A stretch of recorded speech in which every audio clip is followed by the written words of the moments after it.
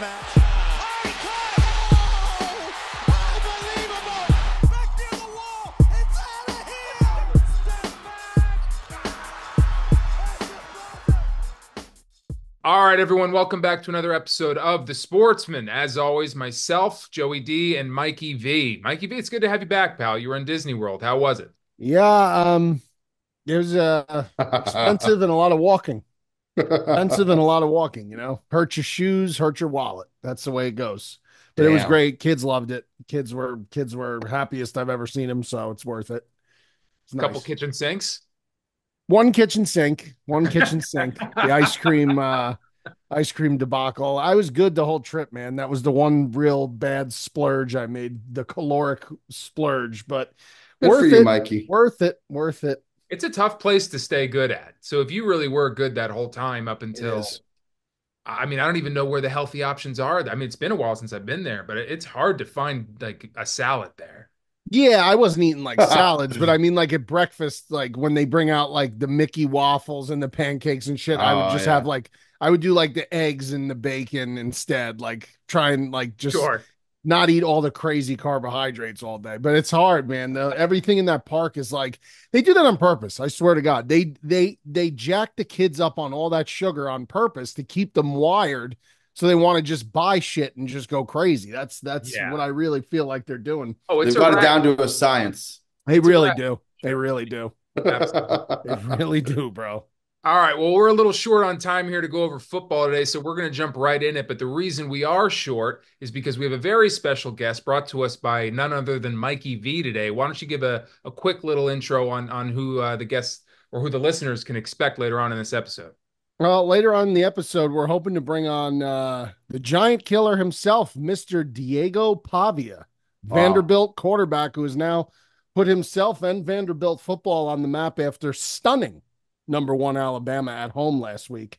Incredible win for them. Hopefully, we could get into it a little bit with Diego and have him around for a couple minutes and just poke around his brain and see how he's feeling after a crazy, crazy, crazy win for Vanderbilt. Hadn't beat Alabama since the 80s.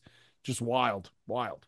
Yeah, it's going to be exciting to get to talk to him. So stick around for that. That's going to be later on in the episode. But until then, we're going to jump right in to last week, week 5. Let's start with none other than the Thursday night game. Bucks went to Atlanta. Atlanta came out 36-30 in a bit of it was a back and forth game there for a while. Guys, what'd you see? Yeah, I was in Disney at the time. I really couldn't watch a game. I was following it on Gamecast as much as I could on the phone. Um, Wide open game, more so than I thought it would be. I thought it would be a little bit of a slower game. Two teams that know each other very well, and obviously divisional rivals, but no defense really to be found anywhere. No. Bucks in the first half, Mayfield, I mean, looked great, and then I was shocked honestly to see the final score line, to see that Atlanta had come back and won in overtime. Right, it went to overtime. It went to Uh, overtime, yeah. yeah, I was surprised. I got to be honest, but I listen. You guys know I was high on Atlanta to start the season. They were my pick to win the division. I thought they'd be really good. They started off a little slow, obviously, but Kirk, new quarterback, new team for him. I just thought it was, it's going to take a little time. Like in the NFL, I just feel like every year now, it's just the first couple weeks is like it's just warm-ups for these guys because none of the starters really play in the Yeah. preseason. It's like it really, like, those first couple weeks, you can't take those weeks to the bank. You just don't know. So entertaining game. Obviously, the Thursday night games have not been total flops this year. Everyone No, complains they about the haven't. Thursday night game. That's an entertaining game, especially if you like high scoring games. So I mean, we watched the game, we streamed it, and Kirk Cousins went off. And yeah, you kind of were thinking like kind of what you were saying, Mikey, that he was going to come out of the gates firing, and it's kind of taken him a couple weeks to find his stride. But my God, 500 yards passing, multiple touchdowns. He looked like he's gaining rapport with not just Drake London, but Ray McLeod. They have two good. I mean, Bijan Robinson's a stud, but that Algier was running very hard again. And Pitts is like, if he could really start to get more involved, he could be a huge playmaker as well. So they got weapons for sure. But yeah, just a crazy game. crazy finish. I couldn't believe Ticket that they were able to spike the ball to get that I field know. goal off because it looked like they were going to run out of time. And then Younghoe Koo, I mean, he missed a 41 yarder twice in the same game, hits Yeah. the big one, and then we took Atlanta to win, so we were going nuts. But I think Atlanta is a team that could do some damage, like you said, Mikey. They're a sneaky good team. I think the Bucks are for real too, but I don't think the Bucks stink by any measure. I think they're a solid playoff team. So big win for Atlanta. And like you said, nice to watch a competitive football game on a Yeah, Thursday night because Yeah. the week sure. before that Giants and Cowboys game was pretty shit. Yeah. Yeah. Yeah, it was. It's insane that on a team that has Bijan Robinson, you have a quarterback dropping it back 58 times. Oh, That is insane to me. And for him to be able to deliver like that is, I mean, they got the win, man. But the Falcons cannot expect him to drop back 58 times every game and give that same performance. And, Well, and if they could, then the Falcons would be the real deal. But it's that he's so inconsistent that you never know what you're going to get with the Falcons. yeah, I mean, listen, they made him drop back 58 times. They gave this guy a 4-year, $180 million contract. They're going to make they brought him there to throw. I mean, I get what you're saying, Tick. I really do. Like, you drafted Bijan very high, and then you shocked the world this year in the draft, and you take Michael Penix, and it's like, wait, you just gave 50 million signing bonus, 100 million guaranteed to Kirk Cousins. So I'm not surprised. I think Tick, they're gonna ride him till the wheels fall off. I mean, they paid this guy a ton of money, and I just think that's gonna be what they're gonna do moving forward. I mean, you don't bring a guy who coming off an injury like that, you're not paying him and bringing him in there not to throw the ball a lot. And I'm not necessarily saying that it's the right game plan all the time, but maybe I just think that sometimes these GMs and owners, I think they have a little bit more say in the day to day planning and game plan than people may believe, because at the end of the day, the money is what talks, and they threw him so much of it that I'm not surprised. Now 58's an insane total. I mean, huh. we all could agree to that. But I mean, I think you're going to see 35 plus throws every week out of Cousins at least. I think you can still win with him doing that. I think if they ever expect him to go back 58 times and Yeah, I mean, them, 58's that should be an outlier. I yeah, mean, No, it was absolutely. insane. Absolutely. Insane. Absolutely. it takes two to tango to throw the ball 58 times. The other team that you're playing has to be scoring consistently so you can get the ball back enough times to even throw it 58 times. You're not sure. going to see too many 36-30 games between, Atlanta and other teams. I don't think. I mean, I don't know, but I wouldn't think. Wouldn't think so either. All right, let's move on to Sunday here. The Packers went to LA to take on the Rams. Packers came out of there with a win, 24-19, holding the Rams only to 6 points in the second half. Joey D, let's start with you, man. What'd you see out of those Packers? A couple things. I thought Jordan Love looked a little shaky early on. He didn't look. I don't think he's 100% healthy still. But he came through. This Kraft, the Tucker Kraft, the tight end, had a massive game. Really big for us because Watson's still hurt, and then they suspended Romeo Doubs for a game for conduct What detrimental is he to the doing? team. But I don't know what the hell he's doing. Especially like he's complaining when they haven't even had their starting quarterback the whole season. I don't understand that. So they really were down to Dontavius Wicks, Jaden Reed, and this Kraft came up huge. Another player that needs to be mentioned is Xavier McKinney. What this guy is doing, man. I mean, I knew we took him from the Giants and he had like a lot of big game potential, but he's got 5 interceptions through 5 games. He looks excellent. So the Packers weren't 100%, in terms of their health and their roster. And they fought, and the Rams played them very tough. But I was very proud of the defense for coming up with a stop at the end, holding Stafford. I thought they looked good. And you know what? It's not easy to go, that long trip to the West Coast, play a team like the Rams in their dome. So it was kind of a trap game. I thought that they might lose that game. Very happy to see them win, and we move on, and a big win for the Packers. Mikey?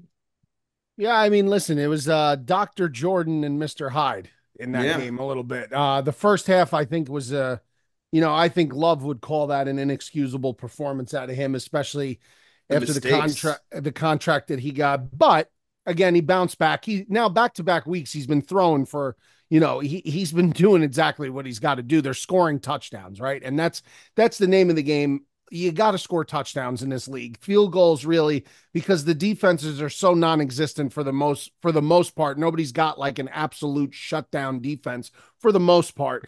But again, good win for the Packers. Like Joe said, anytime you get a win on the road in the NFL, I don't care how you get it.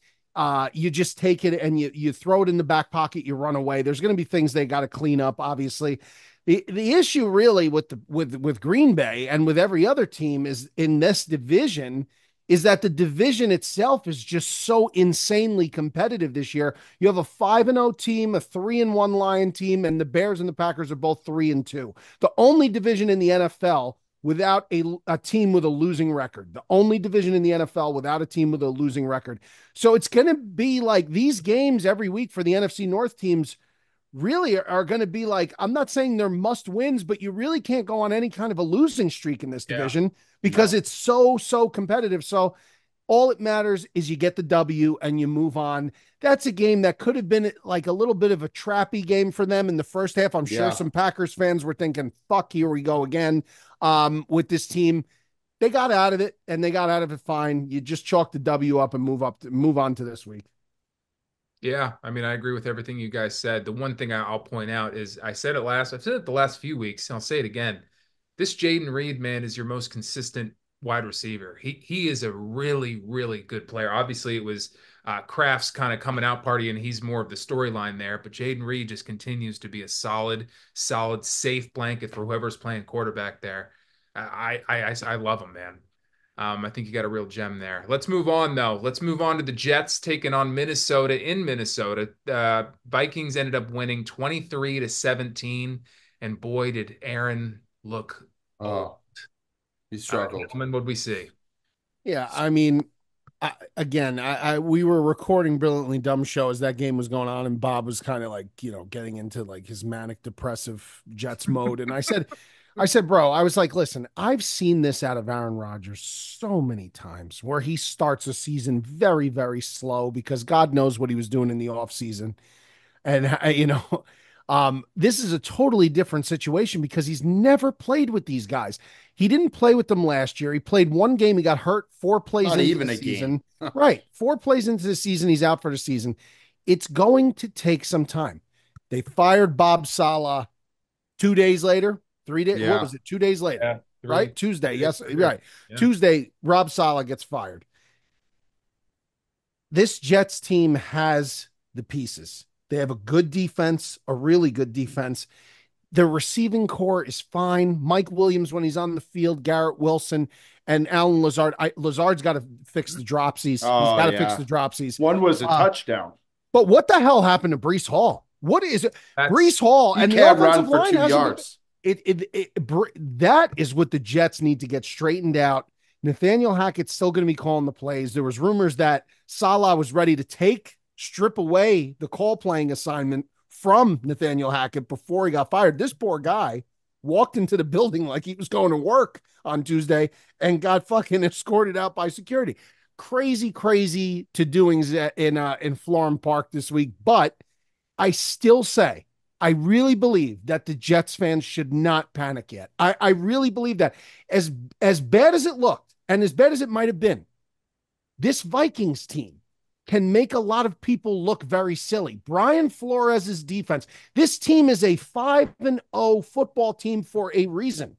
This was not the Jets going to, play a rookie quarterback. Like, this wasn't the Jets. I know they lost to Denver, but they missed a fluke kick that Zerline never misses that kick. This is not like them going into Denver and getting their teeth kicked in. This Minnesota team is very good for a reason. They have their record for a reason.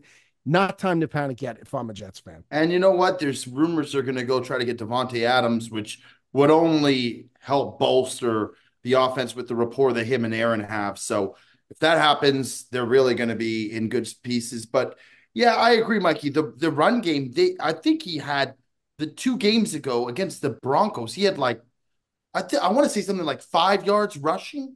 It's unbelievable. And every time they tried to run the ball, he just was running into, it seemed like a wall. And I know the Vikings have a good run defense, but just nothing to happen. And then it makes them really one dimensional. Aaron really, for as well as he can still throw the ball, he's not really good at moving in the pocket. So when they're bringing blitzes and they're coming in hot, it was very tough to see. Aaron could not get away from it. And even still, they almost came back. They were driving Yeah. at the end of the game. They almost won the game. That's what I mean. Like, I mean, they were a throw or two away from winning the game. As bad as they played the whole game, and with Sauce Gardner being out, and it was like the guys dropping like flies. Like, I think Saleh getting fired has more to do about the dud they put up against Denver than this game against the Vikings. could be. And because that was a game to me.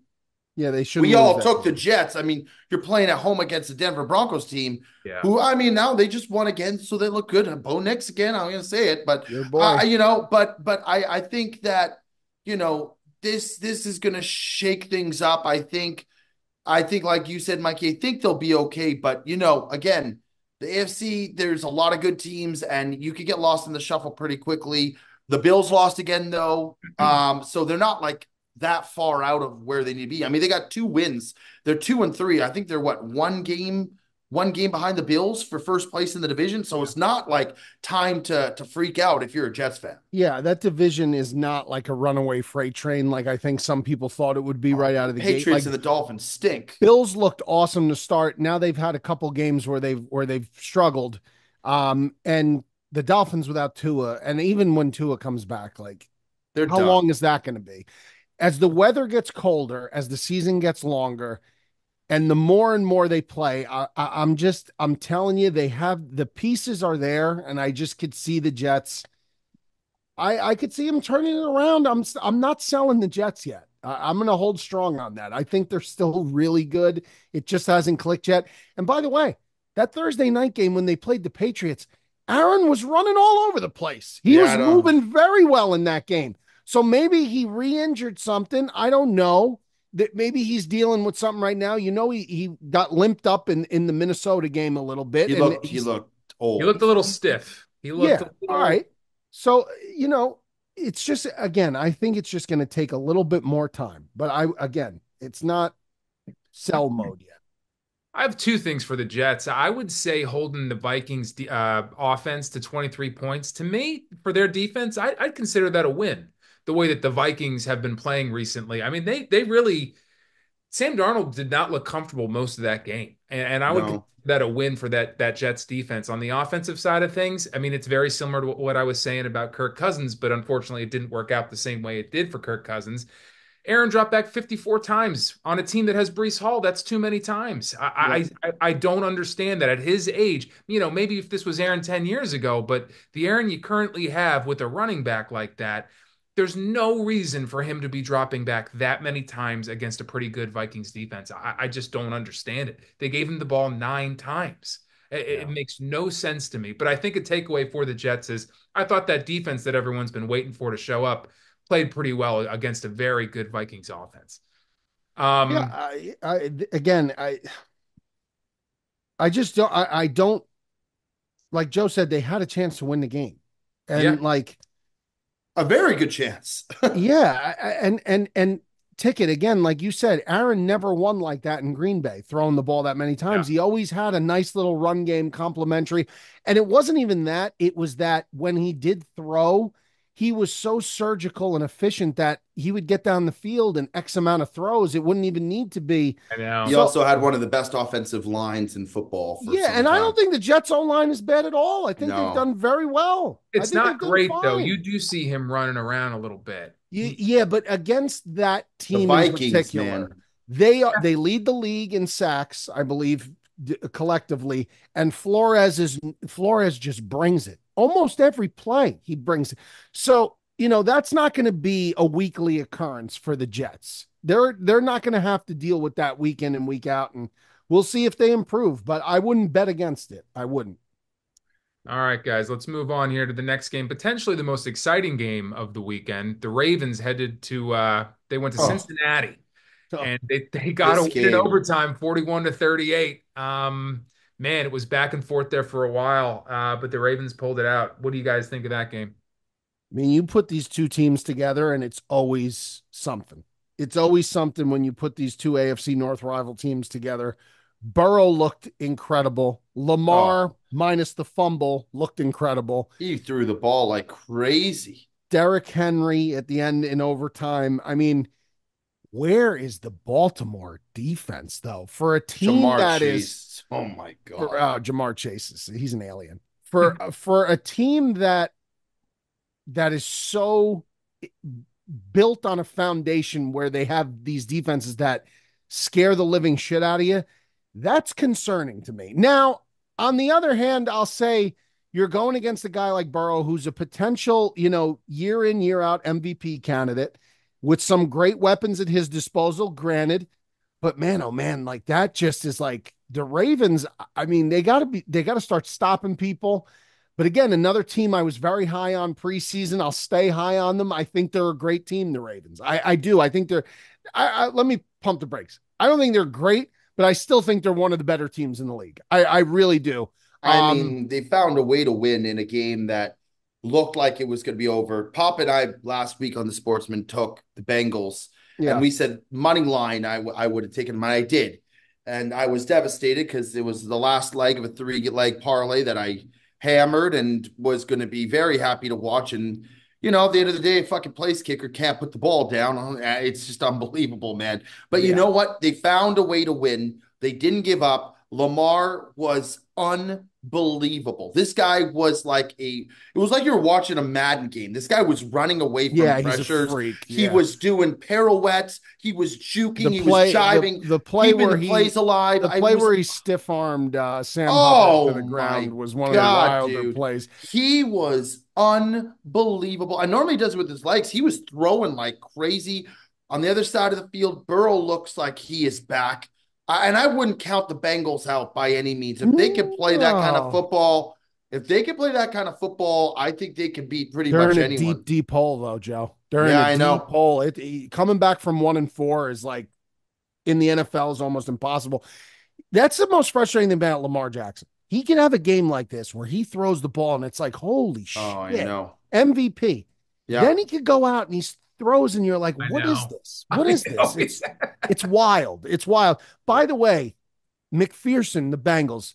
I never seen this guy Oh, make a kick ever. I don't I know. said when he walked Every up, I'm like, time we're I screwed. watch this guy try and kick a kick that I'm like, oh my God, let's see if he makes his kick. He always misses. Everybody's Yeah, going to talk you even about the said it on the kick. stream, Joe. You said it. I I heard you said on the stream. McPherson's a But like, problem. I'm going to say it right now. This McPherson's a real problem. And then sure And it Yes, enough, wasn't he's even his not wrong. fault. It was the yeah. placeholder. And everybody's going to talk about that. Well, I'm going that's to talk about the fact that they ran the ball 3 consecutive times and did not let Joe Burrow throw the ball once when he was absolutely decimating them. If they even throw the ball once, you make a 50-something yard field goal, a 40-yard field goal, and all of a sudden we're having a different narrative because I think they probably make that. So some very, very questionable play calling at the end. So conservative. I'd say too conservative. And I think that was part of the reason they lost. But yeah, man, I tell you, the Ravens to me look like one of the top teams in the league. They just the defense, I agree, Mikey, they're a problem, but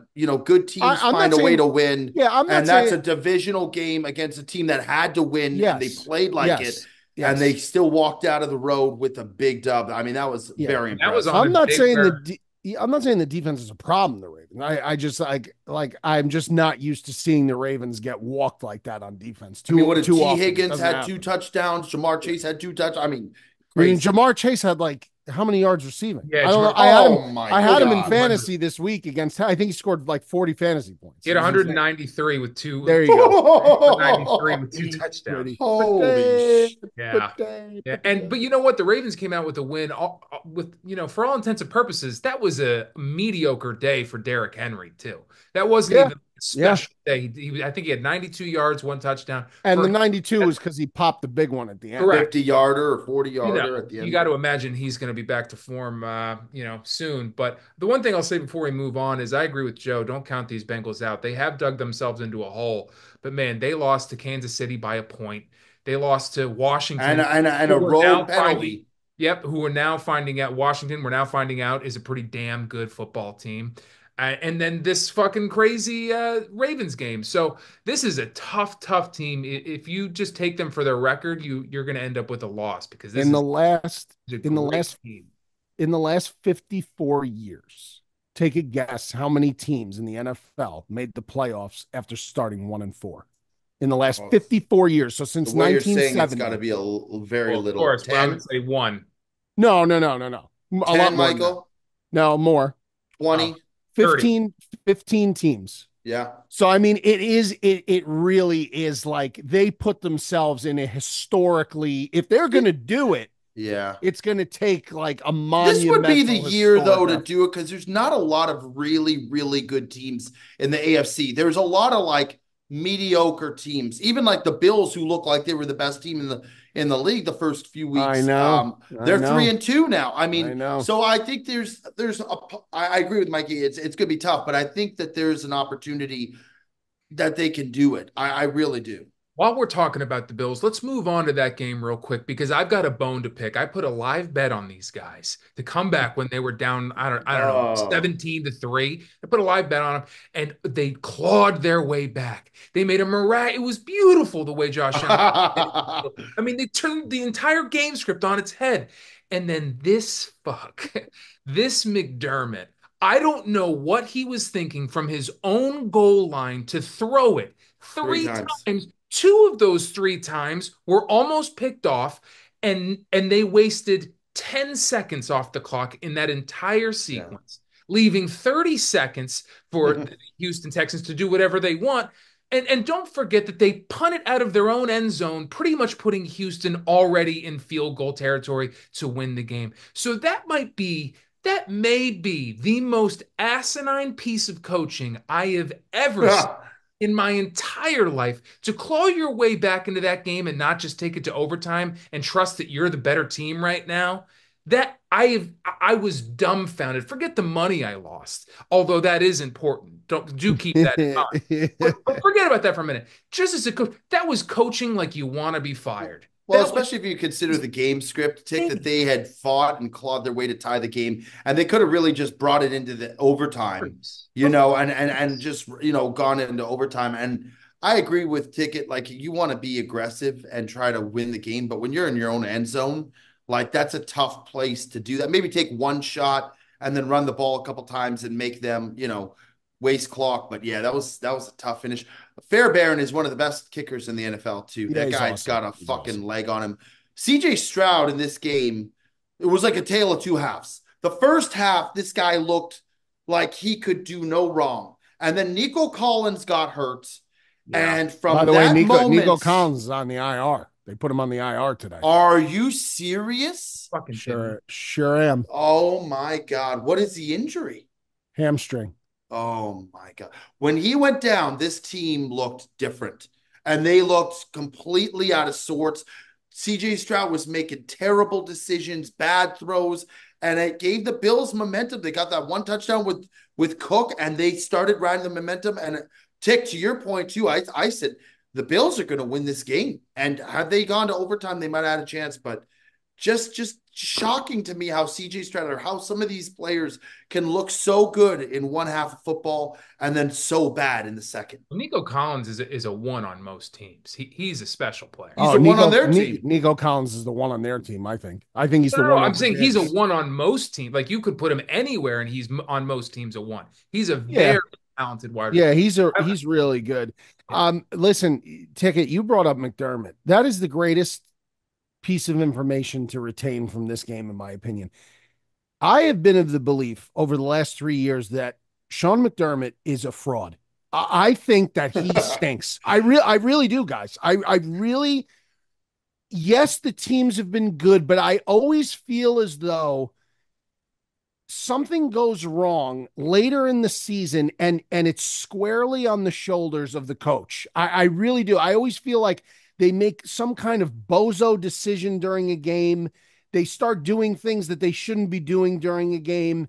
And like that all starts pointing back to McDermott. I am not a McDermott fan, So I'm glad you brought that up because I've been out on McDermott for a while. I think he's actually holding that team back. I really do. I Wow. think Well, don't look. holding that team back a It little was bit. like with McCarthy and the Packers, everybody said, look at McCarthy's such a good coach, but he had one of the best quarterbacks in the league for every year. And Yeah. when you have a guy like Josh Allen or Aaron Rodgers, they will get you out of holes. They will win you games that you should lose with the typical average quarterback. And that's what Josh does for that team. He goes super saiyan mode half the time. It goes fucking crazy and wins the game for the team. And then, like it doesn't necessarily like people don't go look back and be like, oh, it's not the coach, it's the quarterback.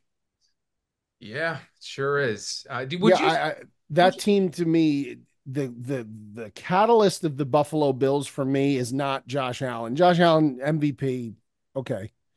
James Cook, Ticket mentioned it. Yeah. When they get James Cook going, run game, passing game, he is so good that he is the engine that drives that team for me offensively, even more so than Josh. I am so high on James Cook this year. He's a monster. I think he's just a monster.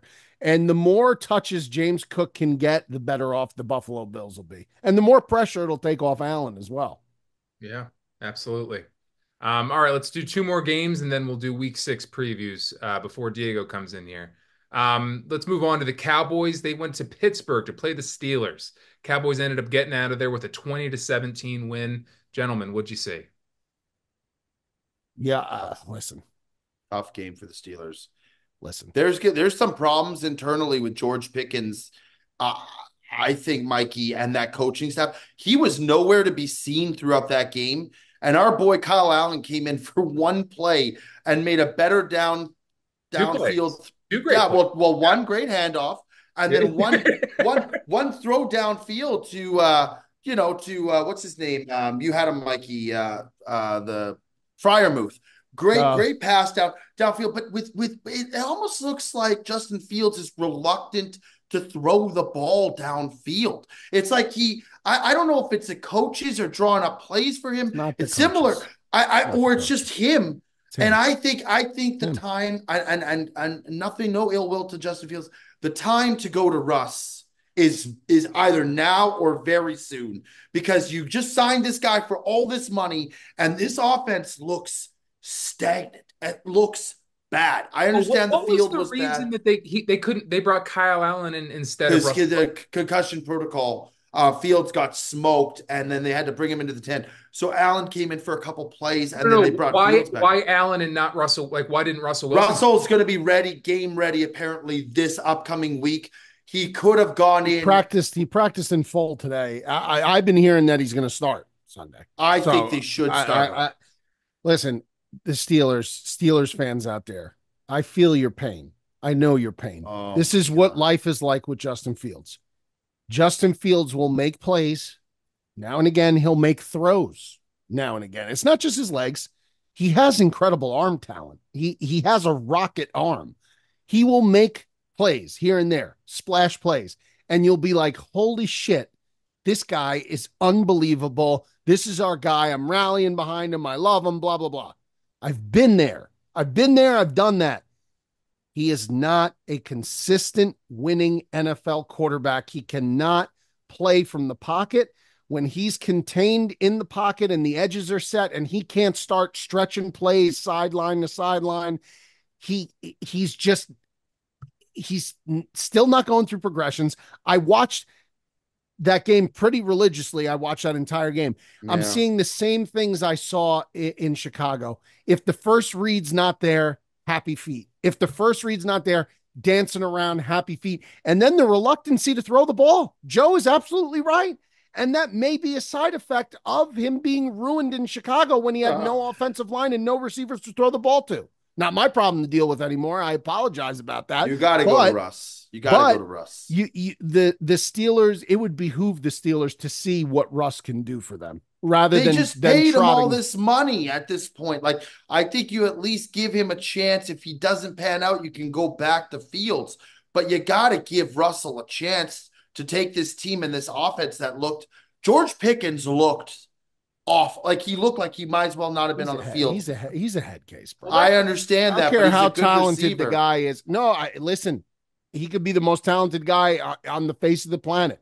If your head's not in it and you're just a total nut job, you're no good to me, man. Like that's just no good. Like it's just he's not worth anything if he's not going to be able to keep a proper head on You're his just shoulders. Kadarius Toney on another team.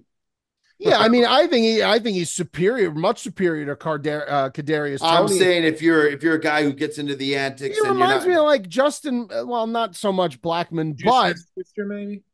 I remember Justin Blackman yeah, the Yeah. Jaguars. Jaguars. yeah, just a guy with all the talent in the world. Now his was more like you knew what his problem was. He just didn't want to stop smoking weed, whatever it was. Who else? Who was the other guy that wouldn't stop smoking weed? It was Oh, insane. you're talking about from the Cleveland Browns. Josh Gordon. Josh Gordon. Gordon. Josh Gordon. Another like guy, Huh. uber talented, physical freak Oh, of he nature. had a Could couple do it. years that was ridiculous. If you can't keep your head in the game and do the things that you're supposed, this is the NFL. They Yeah. got guys that are working 50 times harder. The guys that aren't those super freak, like natural guys that it's just God's blessing. The guys that work their asses off, they are constantly working. You can't just show up and not have your head in the game all the time, 24/7, 365. That's the difference. And Pickens, as great as he could be, he's not going to do anything if he's not going to get his head in the game. He's got to completely figure out what's going on there. The thing I'll say about Justin Fields is I agree with you guys that they should I know go. you love Fields, Tick. I do. I love but him too. I'll be brutally honest. There's a lot of things that I saw in that game that I did see him throw some downfield and make some completions. I saw he's definitely a much more improved quarterback on the Steelers team than he was with the Chicago Bears. He's definitely, there's something there, but I think you should go back to the original plan that was Russell Wilson as the starter, and he kind of mentors Justin Fields for maybe a year or two, and then you go back to Justin, and if he's still the same guy, he's tentative, he's all this, then you dump him and you run. But I think you should give that plan a shot, especially with Justin. You know, without George Pickens, he's not throwing the ball to anybody, man. It's not like he's got Devontae Adams out there, Well, Van Jefferson's Brown, decent. yeah, but Van How about you Jefferson, throw the ball to fucking Fryermuth, man? How Fryermuth. about you use your safety blanket tight end? This is I'm just saying disgrace. he doesn't have all these wide receivers stretching the field out. Like they can lock Not down having Fryer. Jalen Warren hurts him too because he's a really good pass catching Not an back. amazingly talented Steelers offense, and he's squandering it. You know, there's not a lot of talent there, I would say. So, but I do agree. I think at this point, you go to Russ, give that other thing a shot, and see if maybe he can mentor the kid for a couple of years. But and you know, the biggest thing too is this is a Cowboys defense that wasn't very good. No. They should have been able to score more on a Cowboys defense. They didn't play. Yeah, Cowboys. I mean, Yeah, it's The unfortunate. Steelers are a lot like the Bears, man. Their defense is unbelievable and wins them game. I'm not saying this year, Mikey. I'm saying for years, the Bears. yeah, and honestly, that's what scares me the most. That's what it reminds me of. When I watch that game, it reminded like me of the last watching- 3 years of watching football. Jerry was losing his mind. He said, "This offense, I can't do it anymore. It's year after year after year." And you go from a Steelers offense when you had Ben Roethlisberger, for years that was just unbelievable, to now it's like it's got to be difficult as a fan to watch that. It's just like the defense puts you in positions every single time to win games, and then they couldn't score. They couldn't do anything. Yep. All right. I was going to go to the Chiefs Saints game, the Monday night game, but that's just the same old story. I think the Saints are moving in the wrong direction and the Chiefs We are. called those Saints, man, early on. All those Yeah, we people. sure did. And those Chiefs are exactly who we thought they were. So let's move on to week 6 previews. Let's do a few of those before Diego joins it. What's this? He wants to talk Bears. They beat the Panthers, though, Michael. Yeah, Mikey, I let's mean, talk we're not Bears. going to talk I about mean, our own teams now. Sometimes Kinda when the fucked Panthers, when a team plays the Panthers, sometimes I skip it. But you know what? You're right. Man. You love the Bears. It was a massive win, and not only a massive win. Caleb looked good. The week the Bears -4. Panthers lost that game 36-10 in Chicago. Mikey, what'd you see there from Caleb and the boys? I'm going to say this. This is all I'm going to say. This kid, if he's kept healthy, is the real deal. And I'm not saying it because it was the Panthers. I'm saying it because I want everyone to take a look at the collective 5 games that the Bears have played and how he has markedly improved every single week. He has gotten better and better and better. And now it's 2 games in a row, no turnovers. He's going to still turn the ball over. He's a rookie. The style of play that he has, he's still going to turn the ball over, I'm sure. But he protects the ball in the pocket. He doesn't fumble the ball. There's nothing that aggravates me more than when you see a fumble like Justin Fields had on Sunday night, where he goes back in the pocket, someone swipe, and it's not even like it's a blindside strip sack. It's just somebody coming from the front pops the ball out. Drives me crazy. Caleb Williams is making adjustments. He's telling guys what to do. He's going through progressions. He's making throws from a clean pocket. I got to give Bears O-line a little bit of credit. And he's getting on the same page with DJ Moore and with Rome Odunze. And the running game is going now with Swift. It has been the past 2 weeks. The Bears defense is really good. The Bears defense is really good. I'm a little concerned about them stopping the run consistently. We'll see how that goes. But everything with Caleb right now is on the up and up and looks positive. And I have not seen a quarterback play the way he has played for them in a very, very, very long time. I have not seen it. Not since Jay Cutler, probably the last time. Consistent, Jay Cutler. And Cutler was up and down too because of the turnovers. He loved throwing interceptions too. But gunslinger. Caleb to me looks. I mean, look, man. The progress he's made in 5 weeks. He just to me looks like he's maturing at a very rapid rate, and by maturing I mean polishing his game, getting the pre-snap reads, telling guys where to go, audibling out of packages. I'm excited to see what he does. I'm excited to see what happens now this week. The Jaguars in London, we'll see. Could be a weird game, but they get the bye after that. If they could somehow win this game against Jacksonville in London heading into the bye, be 4-2, man, that would be a dream scenario, I think, for the Bears. Joey D, anything on the Bears? Are you good? Yeah, no, I think Mikey hit the nail on the head. Now they played the Panthers, but the Panthers have, they've had some decent games where they've come out and played hard. And like Mikey and I have said, anytime you play anyone in the NFL, there's a lot of parity, and even the worst team can beat, a good team and it's the reason why they have the phrase any given Sunday. So, yeah. I was very impressed with Caleb. A couple times when he took off with the ball, he was making plays, like making defenders miss and juking and jive. He showed the amount of talent he has. The guy has all the gifts. He has all the talent in the world. I think what Mikey said is going to be really, to me, instrumental for him and the Bears moving forward is how his mental game and adapting to the game on this big stage, how he's going to do. And I think mentally, if he can dial in with all his talent and what he has and his arm ability and he could throw the ball really well. This team becomes more than just the one-dimensional Bears on defense that they've been for years, and it actually makes them a playoff contending team. I mean, they're 3-2. They could be 4-1. Mikey, I think you would agree with that. And you look at the schedule that they have. Their schedule is very favorable moving forward. So I think that they could be, a 9-8 team, a 10-7 team, maybe, if they win the games that they should win. But yeah, it's good for the Bears. He's going to build off the confidence. These big wins, they mean a lot. Early on, the offense starts believing in him. You're seeing DJ Moore first couple of weeks wasn't really involved. Now he's starting to get involved. He's starting to make plays. He's starting to score multiple touchdowns. Yeah, I think it's only going to continue to get better for them as Caleb's confidence grows. And as the line can hold for him, they're going to do good things on offense.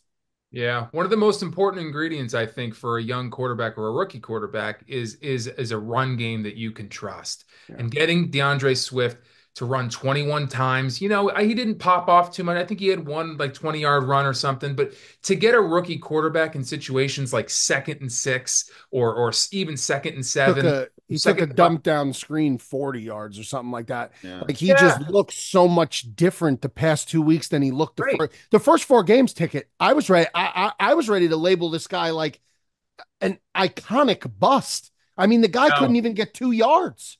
And I can't blame it all on the O-line, because now all of a sudden, what is it? It's the same O-line. What is it now? The last 2 weeks he has shown why they went out and got him.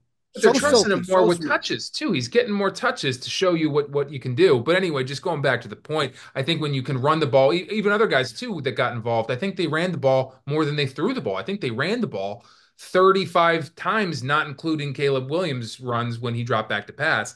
And I just think for a rookie quarterback, that just creates such a safe space for him when he's not starting. It's not 3rd and 10 every sequence, and he's got to make something special happen to get it down to like a 2nd and 6 or a 3rd and 4. I think that really benefits a rookie quarterback. And as long as the Bears can continue to do that, I think they're going to find success. Now, it does suck to finally start getting into a rhythm and be sent to London. I Yeah. hate that, Yeah, I but hate that too. other than that, I think the Bears are obviously trending in the right direction.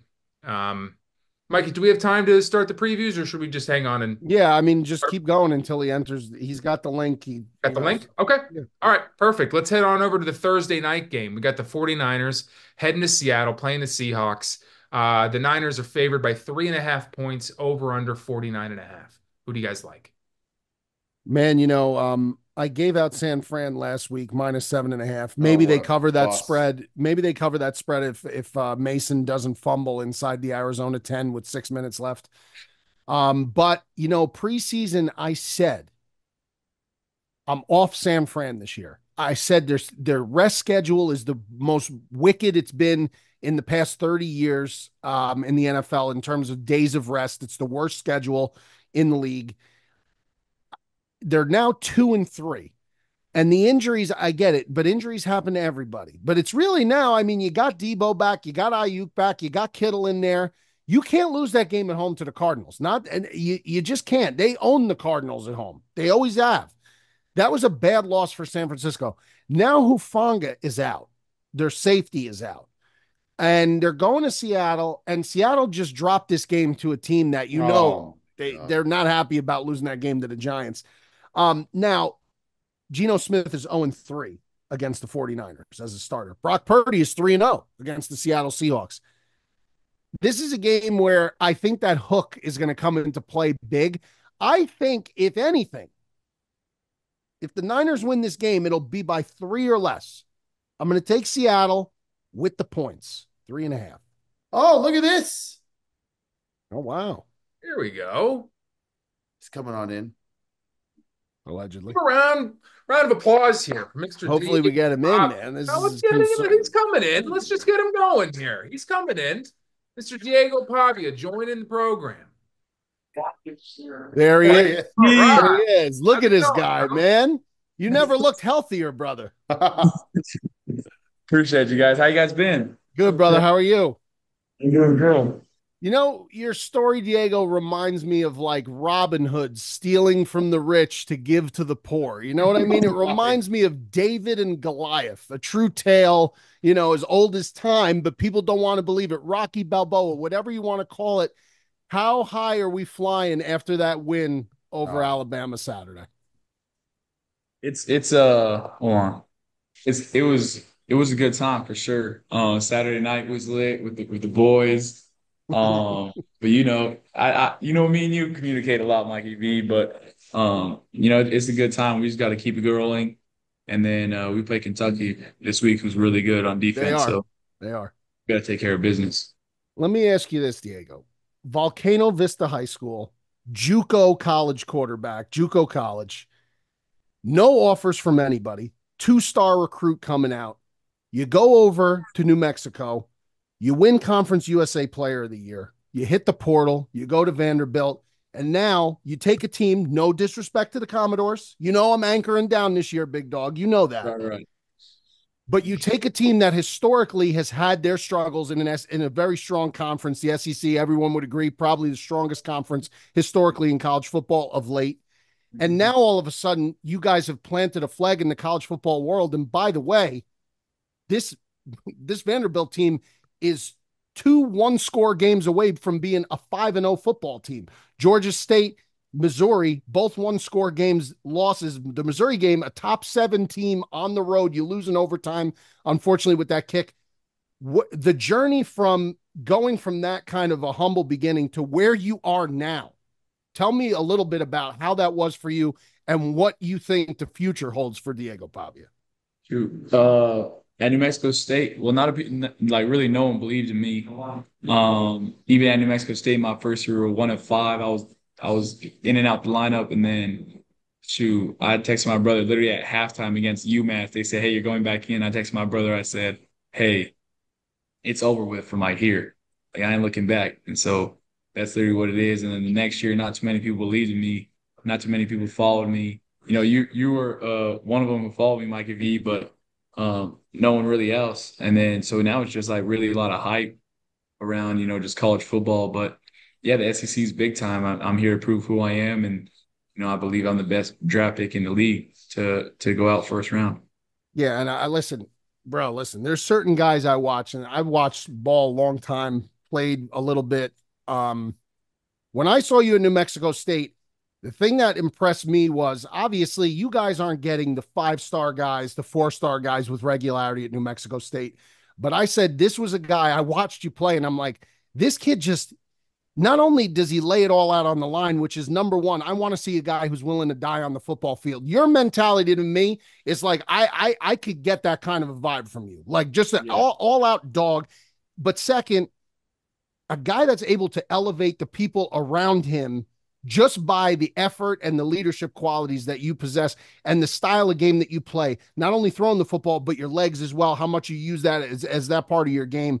Moving to Vanderbilt, what was the biggest challenge for you, do you think, to get those guys who are already there, who now see this guy coming from a smaller school? Still, Conference USA is no joke. Liberty was fucking great last year. Yeah. You guys had to play them in the conference title game.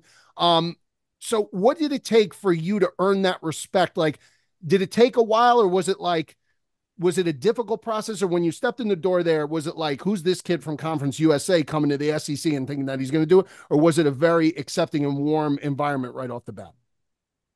The rip, they were kind of like they're like a big prep. So I came here, I had to graduate from New Mexico State in the spring in order to come here, but I would come visit and I was like, oh, we might be in trouble. We gotta recruit the portal good this year in order to be pretty good.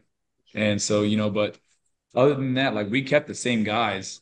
I feel like we just bonded over, just anything, girls, freaking school, football, anything really. And then I was lucky enough to have guys come from New Mexico State to Vanderbilt who believed in me, knew I was coming in to be the guy. And then there's a lot of Conference USA guys too who transferred to Vanderbilt. We got about like 14 Conference USA guys, and a lot of them are starters. So they kind of know what's up, you know what I mean? So just having that in my back pocket, and then Coach Kill and Coach Beck being there, them kind of telling the other guys, hey, that's your guy. Like you guys ride behind him. And then I just do stuff by example, work hard, play hard, shit, party hard, that. Diego, congratulations on the win, man. I'm Joey. I wanted to ask you, obviously, after you win a game against Alabama, I mean, the last time I remember them losing a big game was to our other buddy, Johnny Manziel, and the world was like all on him after that. I can imagine that there's going to be a lot of people who are going to be in your corner now, a lot of like attention that's going to be drawn to you moving forward. What's your plan in terms of like, obviously now there's going to be higher expectations, of course, after you beat a team like Alabama moving forward. What's your plan moving forward for the rest of the season to really keep your team grounded and focused moving on the season? Like, how do you plan to do that? They know that we want to go play for a national championship. We feel like we got the weapons to do it. Everyone believes in the locker room. But yeah, keeping everyone humble, everyone grounded, making sure they know that like, don't stop doing the things that got us here. And so that's what we focused on this week. Everyone was on time, everything, and just it was a good week how we had last week. So, we're preparing ourselves to go up to Kentucky and play 4-quarter football. How motivating was it? A motivating factor? And are you guys, I know you're aware because everybody's got the phone, everybody's connected. So it's not like the old days where if you didn't read the paper, how much of a motivating factor is it now that Vanderbilt, a team that's 2 one-possession games away from being 5-0, just walked off on number 1 in the country, is still not in the AP top 25? Which when I saw the AP top 25 this week, I said, you gotta be kidding me that this team isn't at least 25, 24, 23, right around that range. Give them something. Yeah, we should be, like you said, we're literally this close from being 5-0, but Yep. it's God's plan for sure. He has a plan for us. And maybe we don't beat Bama if we're 4-0 walking into that game because we're complacent or something. But I feel like that those taught us a lesson. But as long as we go undefeated throughout, I don't see no reason why we can't go to the playoffs. I agree with that. You go undefeated the rest of the year, dog, and you knock off Texas and South Carolina. You're going to the Oh playoffs if my you go God. undefeated, dude. What's it like playing in Nashville? You like it? We were just out there. It's a party town. Is it hard Dude, to they stay dragged the goal. focused? They dragged the goalpost like 8 miles from the stadium Yeah, around. they I, sure I'm did. I'm Yeah. saying it's got to be tough to stay focused. We were just there. It was like a Saturday night. And it was we went to what's it, Broadway? It was fucking insane. It's got to be tough to stay focused down there. No. This place is nuts. I think my car actually broke down, and I think got you that for a reason, so I'm not all over the place. But yeah, it's hard to stay focused. But this is my last year of football, so I got to do whatever I can to show these guys what I got. I feel like I'm a first round pick. I should be the first pick taken off the board, and so that's what I believe in, and I just gotta keep going, keep being me. Just stay out the way. Diego, I have one question for you and one question only. It's after a win like beating, the number one team in the country, which again, like the fellas said, congratulations, what a feat, man. And you I played great appreciate that. in the game, man. But the dinner afterwards, that first meal after a win like that, does it just taste immaculate no matter what you're eating, or did you just bypass the meal and just start partying? What'd you do after that win? Bypassed the meal, started partying. I Sure. didn't eat till I think it was like Monday. Yeah, so it's like Monday. It had to taste good then. It really bro, yeah, did. yeah. bro, how many people did you how many people did you have at that game? 70? Did I read that right? It was like 67. Dude. Yeah. So Albuquerque showed out, and Yeah. them my brothers love to party like they love to. That's what they live for. They live for we win. All right, yeah. Now it's their time. You know what I mean? My time's on the field. Now it's their time in the party. That's awesome. Well, when I come out for that South Carolina game, dog, we take down the Gamecocks. We going out. Oh, you could Oh definitely take yeah. down South Carolina, man. I tell you, you just took down Alabama. I got a question for you. If obviously you're talking about next year trying to get drafted and stuff, if you had a preferred place that you'd like to go to or a team that you'd like to play for in your perfect situation, what does that look for like for you? Where would you? Where's your perfect, most ideal situation where you get to go play that you want to play? I would say um somewhere with low taxes. Yeah. Yeah. Smart man already. Miami might need a quarterback, dude. Yeah, you're not wrong. You're not wrong. And throwing the Yeah. ball to Tyreek Hill could probably be a lot of Could fun. you imagine? I would air that thing out to him. And And Waddle. Waddle And Waddle, You too. know what I yep. mean? Yep. And And you have OBJ. the It'd be luxury of cool. handing it off to a Cheney. The guy can run like a fucking horse.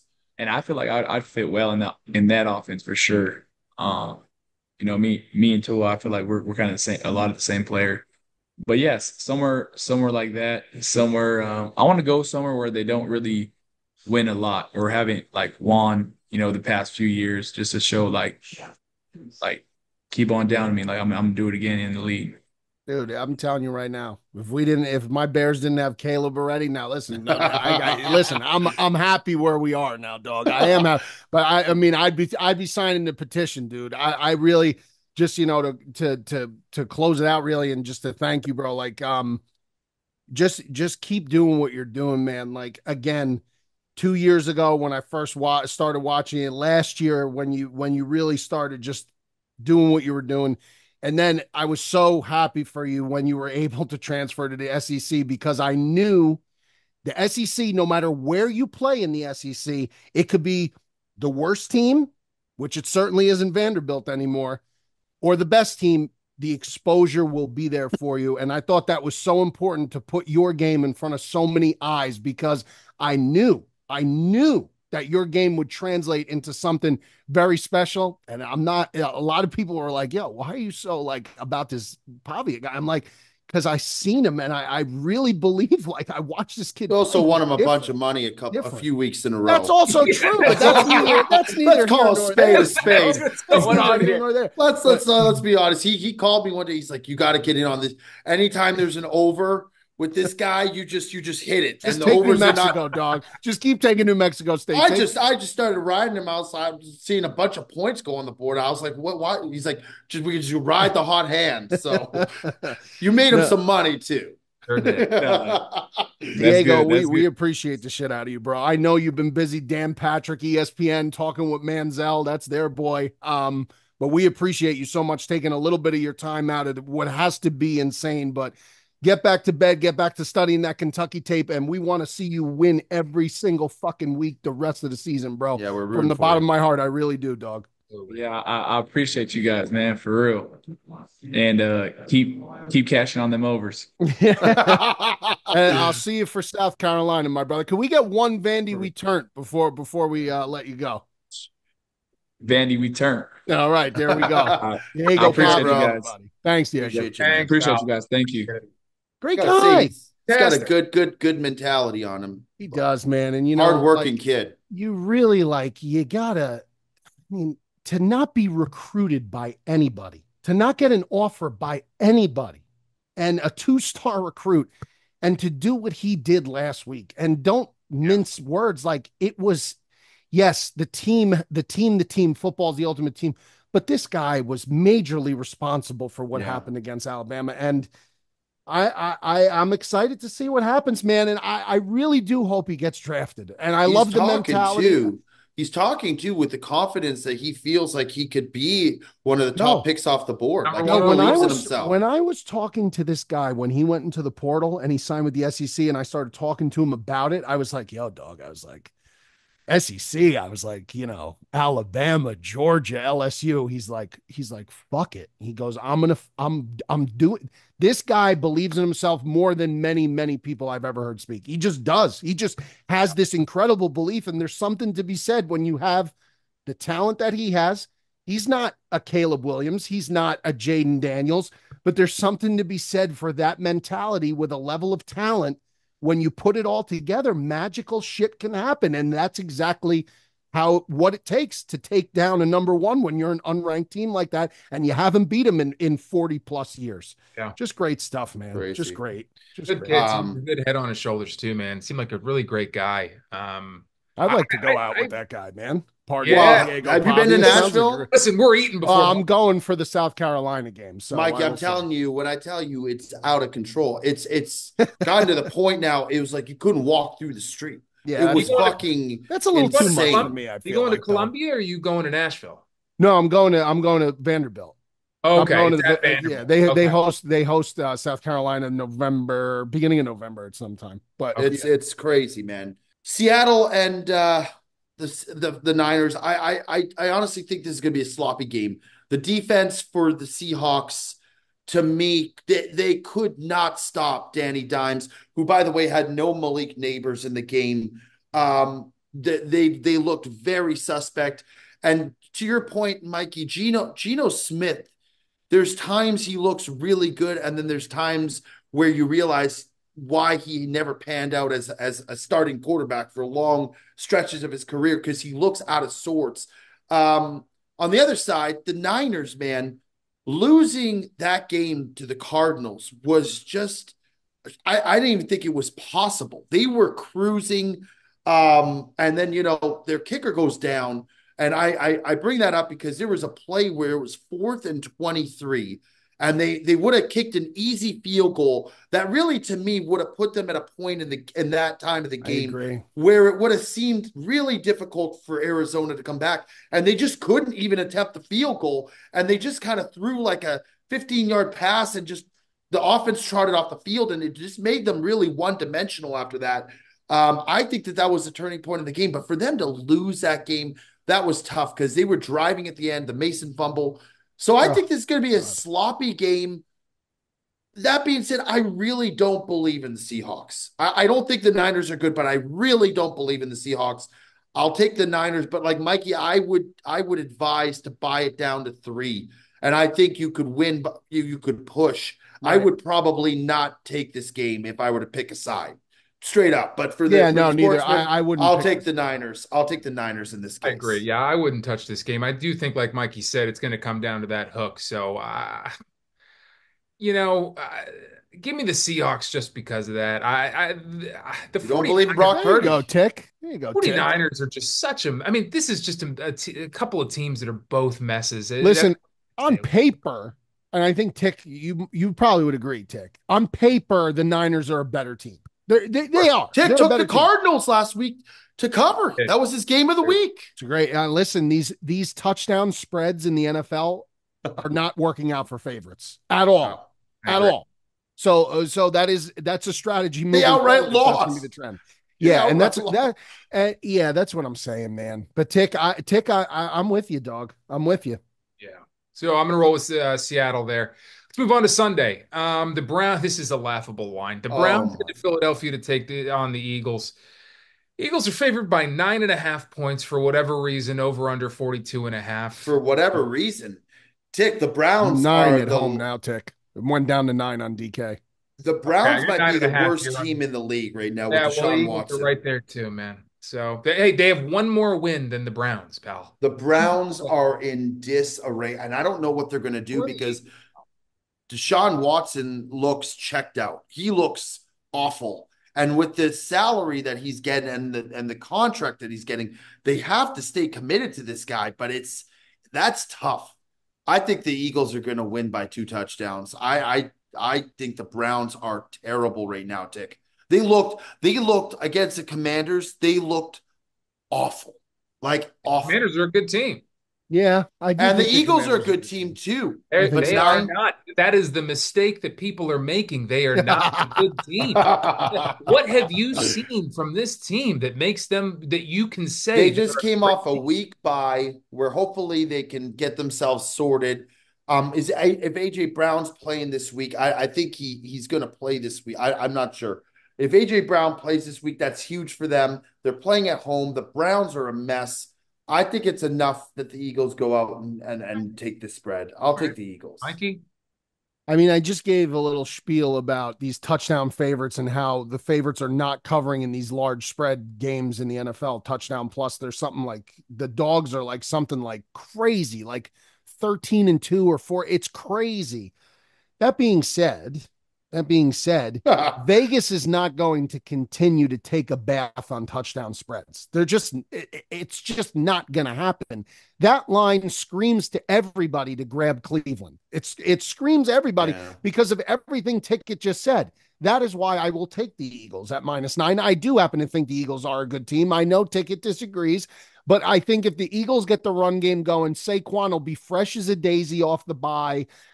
If they could get, is Devonta going to play, Tick, or is he going to be game time decision, I or think I don't think he's going to play. you don't think he's going to play? Okay. I But mean, I've that heard I don't certainly think is he's going to play. is concerning. But I think it is game time, Mikey. My hunch is that I don't think he's going to play. Okay. It is Okay. game. Yeah. Give me the Eagles. Give me the Eagles laying the 9. I'll take it. I'll bite. I'll be a sucker and I'll go with it. To steal a phrase from Mikey, man, Browns with a bullet. This Eagles team, let's say they even do win the game, and I mean, I think they will win the game. They don't win by more than 3 or 4 points. That's not what they do. And you know what they also do is they get gashed by bad offenses on defense. That's what they do. So 9.5 points is a laugh. Now I get it. Deshaun Watson looked like he quit on his team last week. That was bad. This is a problematic quarterback. I mean, I don't get me wrong. The Browns are a bad organization. But the Eagles, we just talked about McDermott and how you can hinder a good team with a bad coach. Yeah. It's kind of, you were speaking my language with Sirianni, man. Yeah. Well, seriously, I This is a saw good team. something today. You're right. Both This is a both good AJ Brown and Devonta Smith practiced in full. There you Oh, go. there you go. There you go. Oh, Eagles by 20. But a Dog. good team, Mikey, just like McDermott and the Bills, can be hindered by a bad coach, dude. That they're going to find a way to shoot themselves in the foot. They Pick up. always do, Mikey. That's what's going to happen. You're going to get burned here if you take the Eagles minus the 9.5. I'm telling you, that's what's going to happen. Tick, I saw something on TV today, and tell me if you think it's off base. I saw something because they're talking all ESPN and all these bozos. All they're talking about is Rob Saleh and the Saleh firing. I saw a thing. They said if Sirianni loses coming out of the bye to the Browns at home, does he go? That's what I said last Pop week. would be so Oh, did happy. We talked about you that say last that? week. Yeah. The Okay. viewer Okay. asked when Sirianni gets fired, and I said if you come out of a bye and you had played that previous awful fucking game and you come out against the Browns and you lose, you should see this man fired. You should have seen him fired after last game. You should have saw him fired before the season started after last. They should have never hired him. This guy, you know what, Mikey? That's true. No, That's I'm just saying because you kept no, going. I know because I keep backing it up. Yeah, But yeah, yeah. anyway, moving on. They disgust me. That team. Oh, so you're taking the Browns? with like I said in the beginning, with a bullet, with a bullet, Wow. with a bullet. I mean, you will feel silly when you bet on those Eagles again. People just keep betting on the Eagles and they just keep taking losses. Anyway, moving on here. Let's go to the Cardinals coming off a big win. Heading to Green Bay. Green Bay's favored by 5 points, over under 47.5. Who do you guys like? I like Green Bay here. I think that with Jordan Love starting to get more healthy, I think the Packers are a real deal. And not to say that they're the top team in the league, but I think they're a top ten team in the league when they're healthy. I think they're starting to get contributions on offense from multiple guys. The defense looks solid. I'm not sold on this Cardinals team just yet. I understand they had a big win this past week, but they've kind of been hit or miss. There's some weeks they look great. They looked unbelievable in that win against the Rams. And then the next week, they looked horrific against the Commanders. They won last week against the Niners. I'm not sold. I think the Packers do it. I'll take them with the 5 at home. What's the weather look like in Green Bay this weekend?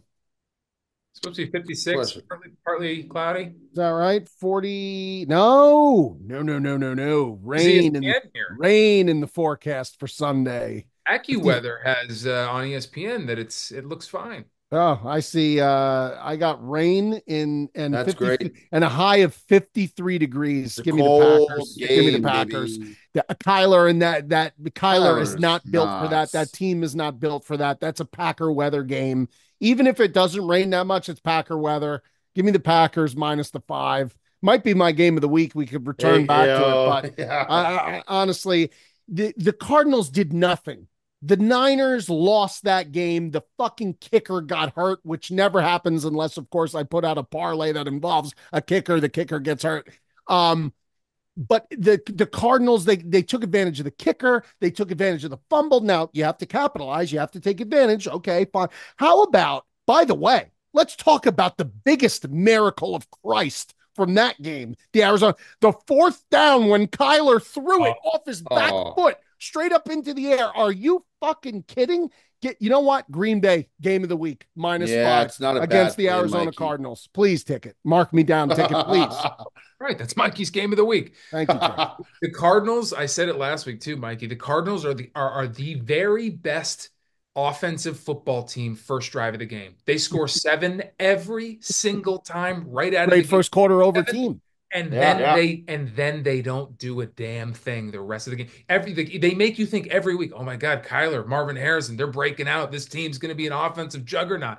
And then they just do nothing the rest of the game. It's amazing. And the Packers have a pretty good offense. Team's So going to get pole smoked by the Packers this week. I'm rolling with the Packers minus 5 too. I also kind of like the under 47.5, but that's not. All right, let's move on to the next game. Let's go to Commanders heading to Baltimore, playing the Ravens. The Ravens are laying down 6.5, over under 51.5. Now, this was originally going to be my game of the week. This is my game of the week. Okay.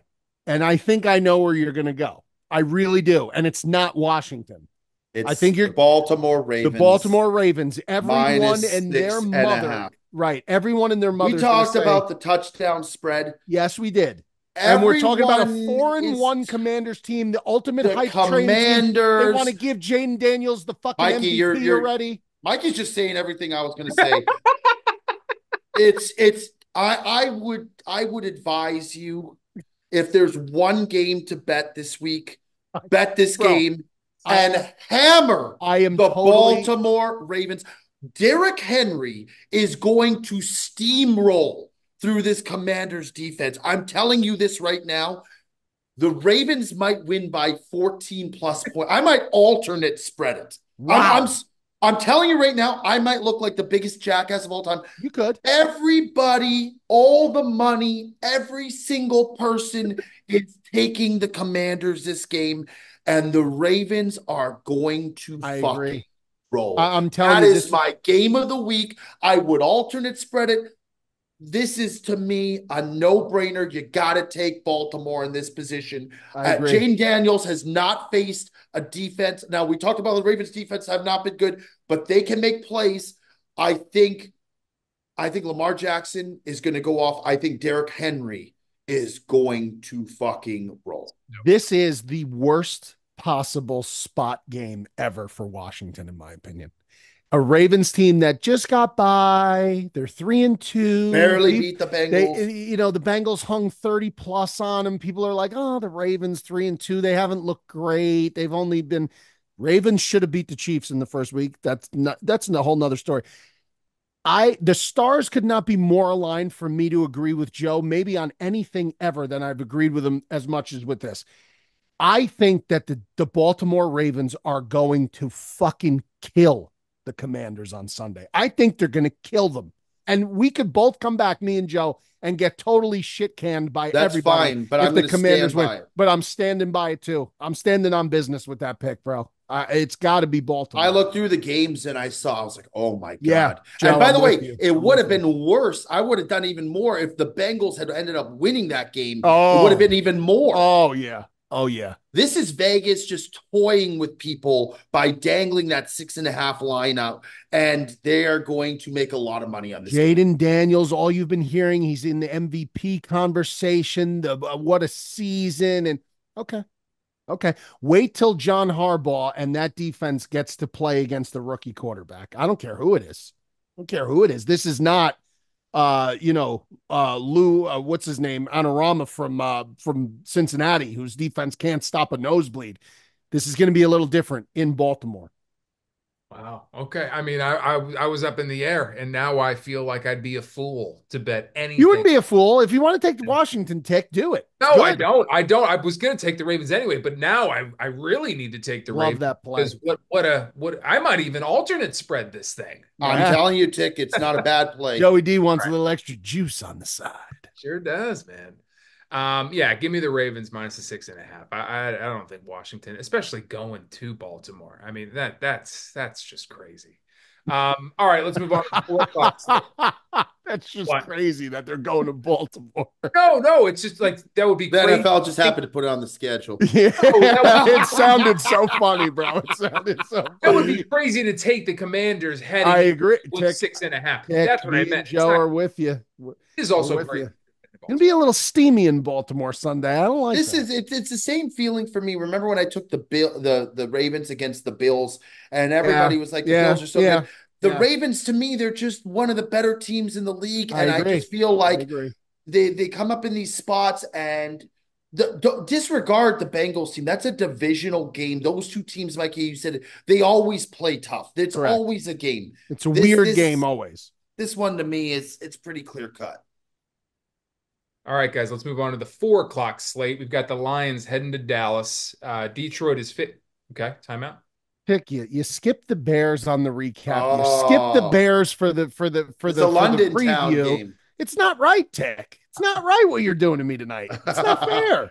All right. He's a happy man for I am, for Christ's sake. I have something he hasn't had a lot of time. It's been decades. You know what, Mikey? A decade. I didn't appreciate getting made fun of for the Washington-Baltimore thing. You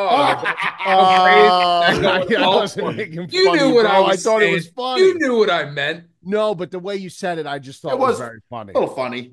All right. Okay. All right. Let's head to the 9:30 game here. Heading over to jolly old, merry old London.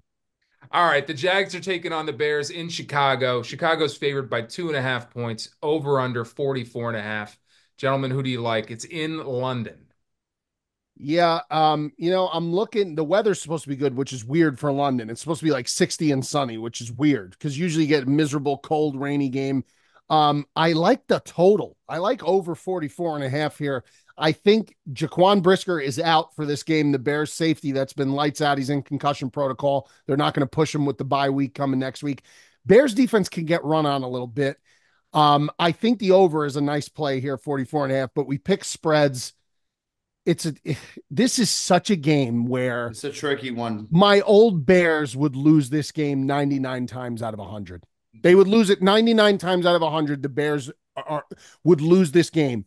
I'm going to pick the Bears, hoping that something truly has changed and the Bears will cover a 2-point spread, which is if they win the game, odds are they'll cover the spread.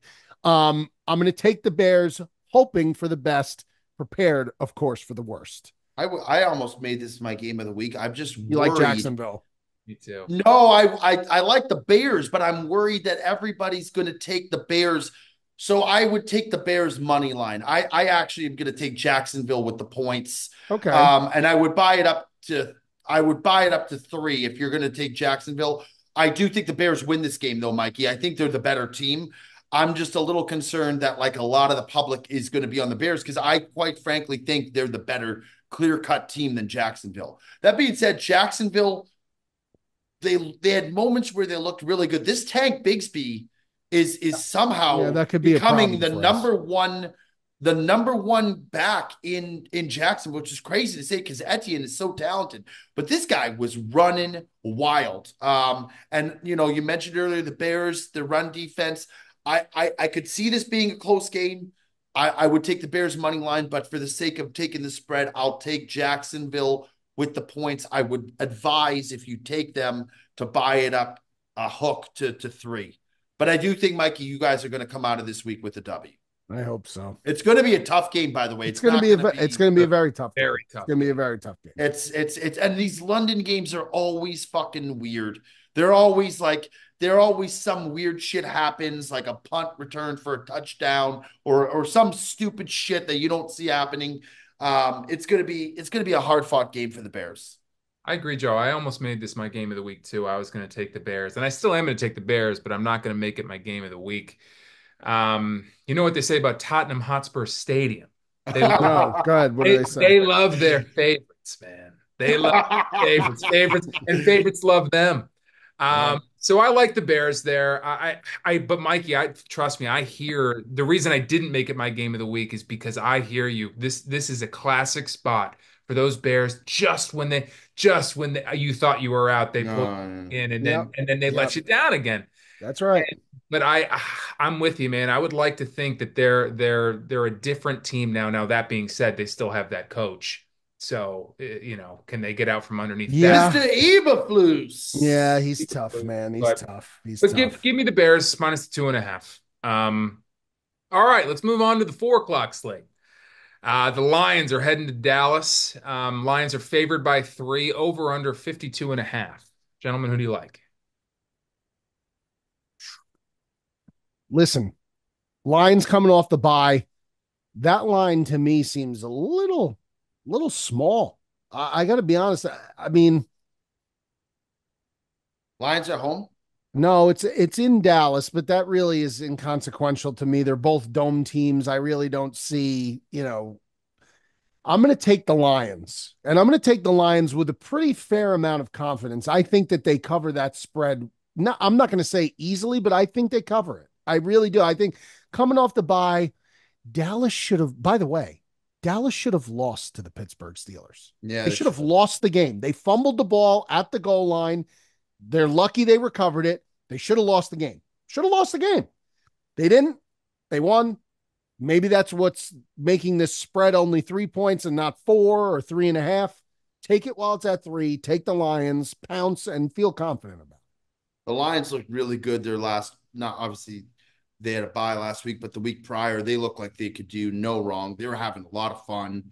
The Jared Goff catching a touchdown pass is something I didn't have on my bingo card that week. But I agree with Mikey. I think they're the better team here. And I think that Dallas, they've been known to put up some clunkers at home. It's not by any means that AT&T Stadium is like the hardest place to go and win a ball game. So I agree with Mikey. I would take the Lions here. I think that they're the better team. I would take them.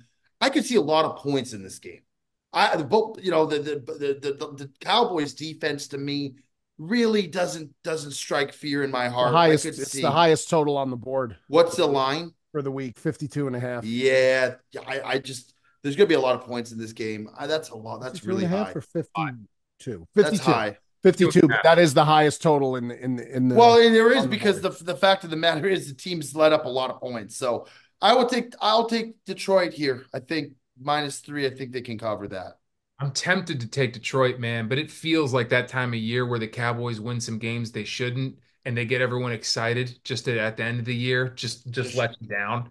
Huh. Uh, it feels like the Cowboys might win this game to me at home. I agree with you, Joe. I mean, they can lose some clunkers at home. They can definitely do that, but man, this is a tough one. I'm not going to be anywhere near this game. And then come Sunday, I actually probably will. Bill will fire in a pick and I'll ride it. But man, give me the Cowboys plus the 3. I think that they're going to win it. I think they're going to shock some people. The Lions might be a little groggy coming off of a bye, but man, I could get totally burned there. I This don't could feel be a game confident that about ends up Cowboys. at 3 one way or another, and everybody Everyone pushes. push. To be honest, Yeah, absolutely. All right, let's move on here to the Bengals heading to New York, taking the Giants. That's our Sunday night game. The Bengals are favored by 3.5 points, over under 47.5. Yeah, I mean, Neighbors didn't practice today. Um, I don't know if he's going to play. the Bengals defense is Bad. one of the worst defenses in the league. It is. But man, oh man, to get the Bengals is only if I told you at the beginning of the season I'm going to give you the Bengals against the Giants, it's only going to be a 3-point spread, 3.5-point spread. I think you'd say I'm going to take Cincy. Every week now for Cincinnati becomes must win. Every week here on out, because of what we discussed earlier in the episode of 15 teams for the last 54 years making it with a 1-4 record to the playoffs. This is a must-win game for Cincinnati. The sense of urgency is going to be there. Um, I cannot see a world where they don't win the game. Now, 3.5's interesting. Maybe they only win by a field goal, but I'm going to take the 3.5 and figure that they win by a little bit more than that. So give me Cincy minus the 3.5. Joey D. I think the trap spread. And a lot of people watch Cincinnati go toe to toe with the Ravens. The G-men won last week against the No Thibodeau, Seahawks. no Kayvon Thibodeau.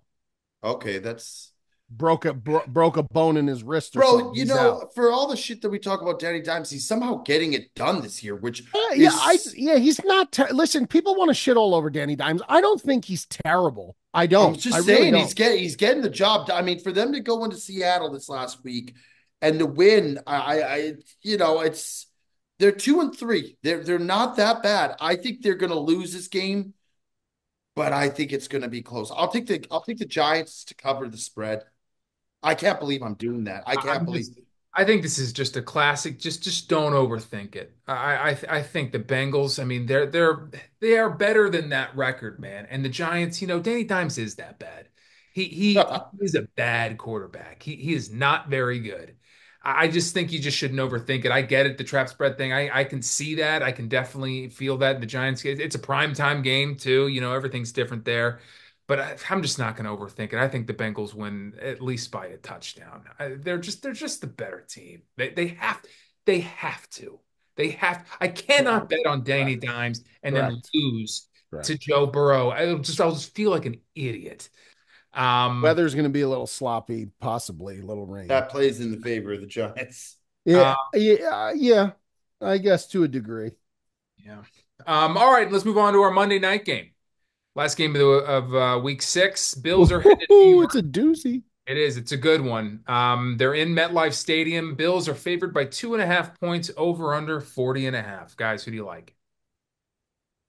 Man, oh man. Last time the Bills were in MetLife Stadium was Aaron Rodgers' first game as a Jet, where he tore his Achilles heel 4 plays into the game, and the Jets walked off on a miraculous punt return touchdown. One That of the was craziest endings ever. I lost a lot that game. This game is going to be a season defining game for the New York Jets. It's only going to go one of two ways, obviously, win or lose. But if they lose this game after firing Bob Saleh and Rodgers has a poor game, it is going to Oh, be ugly because it's already ugly in the New York media. But now people are kind of like, well, they got rid of Saleh.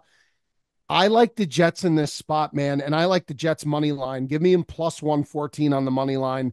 Um, Not to say that like the Bills are in a skid or anything like that.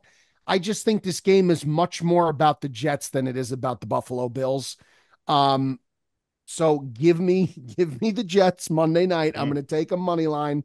Um, and that's it. I wish I could join you, Mikey, but I just can't. I just have I hear not you. I hear seen. you. I have I not get seen it. I enough get out it. of the Jets the last couple of weeks. And now they fired their coach. I don't know how. Like, what is the morale going to be like going into that game? How are like who's the interim coach now? Is it Hackett? Jeff Ulbrich. Okay. Jeff Over. Okay. I just don't know. And you know what? The Bills to me, they were my game of the week last week. And to Tick's point, they came all the way back and I thought they were going to win. And, a couple bad coaching decisions cost them. But you give me Josh Allen. Fuck, man. This is a tough game. This is really tough because the Bills look bad too. Both teams are really trending downwards right now. Fuck it, Mikey. I'll go with you. Give me the Jets. I won't take a money line. You I started won't by take a saying money line, you wish but you could join them, but you couldn't. I'm going to join them. I'm not going to join them on the money line, but I'll Plus join them two and with. a half. Plus two and I'll a half. join them, but plus 2.5. And for my peace of mind, I would buy it up to 3. Okay. Yeah. Yeah. It's going to be my game of the week here. The And then you're taking the Bills then. You can't there's no way you could take the Jets as your game of the week. Bills. Yeah. Yeah, I think I get it. I think get the it. Bills roll. I think they roll that I ass. could see it. I think the Jets are in just disarray, man. You can't fire your coach and then come out against the Bills, albeit at home. I get it, and expect to win with an Aaron Rodgers that just looks stiff and old, and maybe he re-injured something, maybe he didn't. A Brees Hall who just doesn't seem to be getting the touches and when he does, isn't getting much. The Bills are gonna win this game by a touchdown at least. They may eat the Jets alive Monday night. I think they might. They may eat them I alive. Again, I only see it going one of two ways. Jets very close in a decent game, good game from Rodgers, or the Jets are going to get pummeled. Yeah, Pummeled. I agree. I agree. So that mark me down as that's my game of the week. Bills minus 2.5. Gentlemen, is there a game that I missed that you guys really wanted to talk about, or are we good? We got everyone's game of the week, I believe. we're pretty good. Yeah, we got Mikey. It's an interesting game.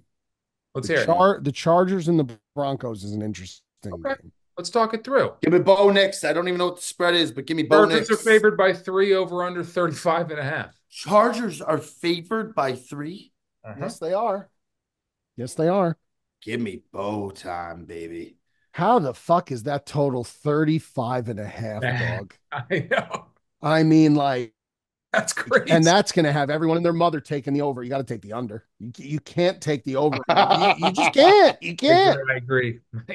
You can't. When somebody sees Are a you 3, taking Denver, though? You take that over. I guarantee there'll be 5 minutes left in the first half. It'll be 7-3, and you'll be motherfucking everybody in the world. You'll be like, oh, fuck, how could they only score 10 points combined in the first half? That's the type of game that'll be, if that's what Vegas is telling you. Who do you like in that game, though? You like Denver? No, I like the Chargers. I just I like Bo Nix. I liked him in college a lot. I thought he was a good college he quarterback. started slow last week, but he picked it up towards the end of the game. You know what the problem is? I cannot stand Sean Payton. I just When did he become such an stand him. insufferable prick? I can't. He is so arrogant, bro. I he is. cannot. He has this pomposity to him where he just the Ferris Bueller thing, and they got in that argument on the sideline, and I'm sure all is well and it's fine, but he's just a dick. He's just a dick. Give me the Chargers minus the 3. What do you think, Tick? You like the Chargers? You like Bo Show? I can't roll with the Chargers anymore. Okay. Okay, I'm not that's gonna do fair. it. I'm gonna go with Denver. All right, guys, you want to move on to some viewer questions? You want to roll through some of them, or do you feel good? Sure, sure. All right, let's do Sure, it. sure. All right, first question. This is a good one. I like this one. Mikey might have a good opinion on this. Oh boy. His first question comes from Danny Burns. I had my 2-year-old pick winners this weekend, and he went 3-1. Wow. Do I keep riding? Yes, Yes. absolutely. You Sounds like ride it. a I don't give a fuck if a squirrel pushed a nut across the ground on the right side of a logo. You put two logos on the ground and the squirrel pushed the nut to the logo. If it won, you ride the hot hand. I don't care who it is, what it is, how you do it. You ride what's hot. In gambling, it's such a streaky thing. White hot, freezing cold. You ride what's hot. I'd go with the kid again. I would trust your kid. almost like a young Dom when he couldn't miss. Yes. We were riding yes. Dom. We were riding We Dom's sure picks. were. We What? sure were. It's hot, man. So It's why would hot. I not ride another person? It's in the blood. It's in the blood, dog. But then didn't he like fall asleep during a game or something or leave the room? Yeah, no, I mean Yeah, he it was he killed was us. he was three. He was three and he had to go to bed and Joe like didn't understand at the time. Notre like, Dame fell apart the minute he went to sleep. yeah, I know, Joe, but like you don't understand if he didn't go to sleep what my I life get would it. have I been was like. just You don't get it. I we don't would think have you won do that get it. game had he stayed awake. All right. No. It's gonna be a long weekend in Vegas next weekend, dog. Oh yes. Oh man. So it's the three of you guys going to the Eagles, huh? The Burley Dumb show is going to the Eagles. Take it to the limit. Man. One more time. I can't wait. Mikey's We're doing gonna this take thing the now. limit a few times too. We're gonna keep going Mikey's 10 minutes. Mikey's doing this thing in the Gamblers Digest group message every day. He does the EOD Eagles of the Day song. Eagle song of the day, the Yeah. ESOD. ESOD. And I guarantee you, if I know Mikey like I think I do, he's throwing some esoteric songs in there. He's not throwing you like Well, Tick, here's the thing, I got to go for like 12 days. So like I'm giving them like the fat juicy stuff first and then I'm going to start hitting them with the. so But the thing is you could send send 2 weeks of hits every day from the Sure. Eagles. It's sick. There's a lot. There's a Our lot. tickets are secured. Yes. There you go. Yeah. There you go. All right, next. Yeah. The sphere. The next question comes from Peyton Manning. Fuck, Mary kill. We love those on this show. Peyton Manning sent us a question. Peyton Manning. Oh, Peyton Manning. Too bad. Peyton was maybe a fan of the program. That would have been That would have good. been really That would've nice. Sick. Don't you think I would have led the show with that? Yeah, probably. And, Oh, we and did for have Peyton- Diego Pavia. and for So. Peyton to be sending a fuck Mary kill would be even better. That would be so great. That would be the best. What if it was like all the Fuck, places Mary, he- kill. If it was like Bill State, Belichick. State Farm, Andy Reid. all this all the companies he's done commercials for. So it was like Oh, State yeah. Farm or whatever the fuck he did. I don't know. I don't remember now. Or even better if he said, so this guy's Peyton Manning's question is fuck Mary kill Brady Manning Mahomes. Oh yeah, yeah. Oh, Wait, is that the question? That is the That's question. the question. Brady Oh, Manning give it to Mahomes. me again, Tick. Peyton Manning wants to know fuck Mary kill Brady Manning and Mahomes. That's an awesome question. That's probably one of the best sports related twists on a fuck Mary kill. Man. I mean, you got to go. What are you gonna kill? You gotta kill Peyton? You're gonna kill Peyton. That's tough, man. The sheriff? You're gonna kill the sheriff? I love him, but yeah, you got to take Mahomes could win another 2 Super Bowls. I know, but Peyton was so good on Sundays. He was great, man. but you can't kill Brady. And No. Mahomes is just Mahomes might end up being, the next Brady. I mean, honestly, he's already won what, 3? And he could win this year. He could win 4. He could easily win 4 this year. And he's still young. He's got plenty of years left. Got to marry Tom Brady, fuck Mahomes, and kill Peyton, unfortunately. I love Peyton, but you got to do it. I'm the exact lockstep there, Joe. Mikey, did you do yours? I'm with Joe. Same Okay. exact one. Yeah, same. I think you got to do it. It sucks, Oh. but you got to. You can't kill Mahomes. I know. Thank God that question didn't come from Peyton Manning. It'd be Um, tough to tell him that we're killing him. all right, and we'll finish this one up with a question from Ethan. Who are your least favorite and favorite NFL coaches right now? Oh, I know Pops. And Nick Sirianni and Least Eberflus. favorite and favorite. Eberflus is definitely not my least favorite. But my favorite, My favorite's Andy Reid. I don't know how I you love it. go I love against Andy. I Andy love Reid. Andy Reid. And you know who else is there is Harbaugh. I think I not like Jay. Tomlin. I like Tomlin. I like John Harbaugh. I think he's stood the test of time. He's John unbelievable. Harbaugh's great. Yeah. Least favorite, I'm gonna agree with Mikey. Sean Payton's a piece of shit. Yeah.